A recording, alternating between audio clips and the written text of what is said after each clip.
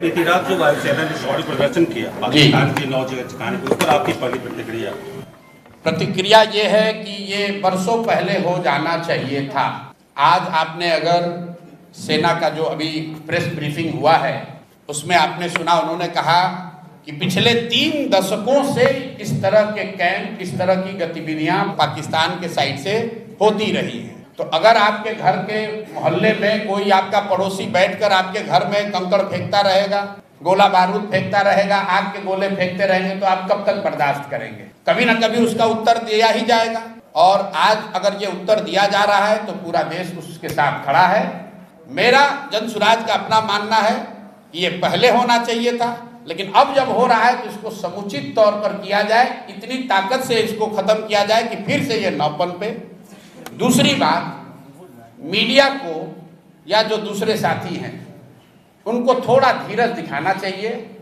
लड़ने का काम, देश की सुरक्षा का काम विशेषज्ञों को, सेना के वीरों के लिए छोड़ देना चाहिए।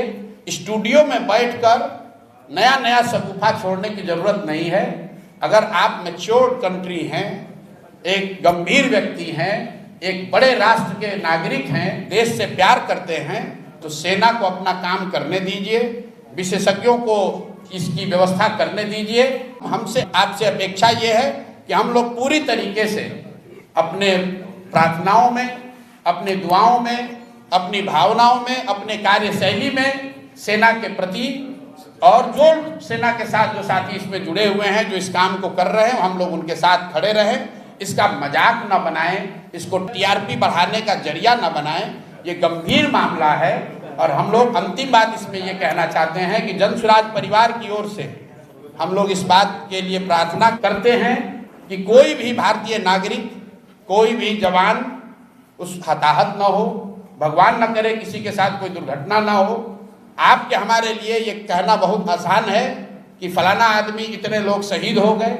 आपके लिए वो कहानी हो सकती है, किसी के लिए वो परिवार है, किसी के लिए वो जिंदगी है। तो हम लोग ये प्रार्थना करते हैं कि ये जो भी कार्रवाई चल रही है, इसमें भारत के लोगों का, जो साथी, जो यहाँ के वीर पुत्र, जो लोग लड़ रहे हैं या जिनको जो जिम्मेवारी दी गई है, जो जिम्मेवारी निभा रहे हैं, उनमें से कोई हताहत ना हो, उनके साथ दुर्घटना ना हो। बाकी जो कुछ भी जिम्मेवारी नागरिक होने के नाते हम लोग पर होगी, जो सरकार और सदन तय करेगी, हम लोग सब उसमें साथ खड़े रहेंगे। इसी सवाल को आगे बढ़ाते हुए विपक्षी पार्टियां वो दिन गिनती कर रही हैं कि 13 दिन हो गए, 14 दिन हो गए, सरकार अटैक क्यों नहीं कर रही है?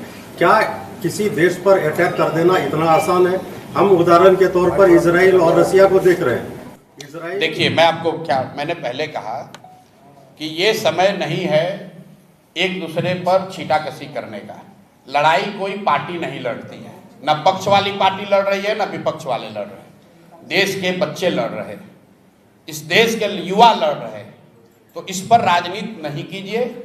देश के लोगों ने सदन में सरकार और विपक्ष दोनों को चुनकर भेजा है, दोनों को उनकी जिम्मेवारी दी गई है।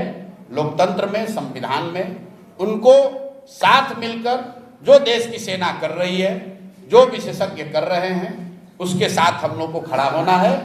उनको ऑपरेशनल फ्रीडम है, जैसा कि हम लोग प्रेस से पढ़ रहे हैं, लेकिन जो राजनीतिक नेतृत्व है वो तो देश की सरकार को ही करना है। जब इंदिरा जी थी तब कांग्रेस की सरकार थी, तब भी सब लोग साथ खड़े थे। आज भाजपा की सरकार है, तब भी साथ खड़े सब होंगे।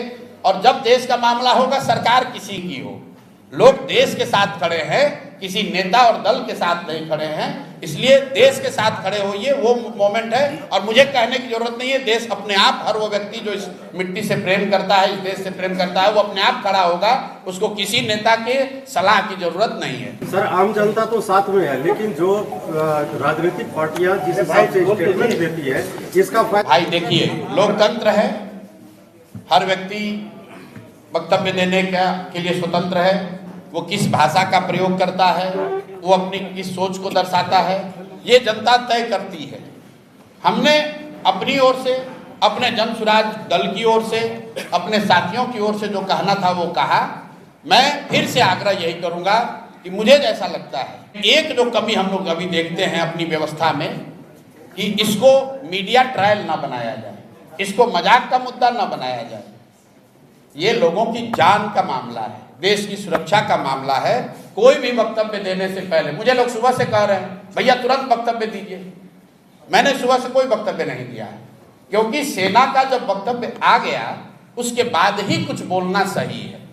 जब तक सेना के लोगों ने ब्रीफ नहीं किया तो आप सुबह में 4 बजे उठकर आप जबरदस्ती का नेता बनने के लिए कुछ कह रहे हैं, वो हम लोग का स्वभाव नहीं है। ये ना वो विषय है राजनीति का, ना हम लोग कभी इसमें शामिल होंगे।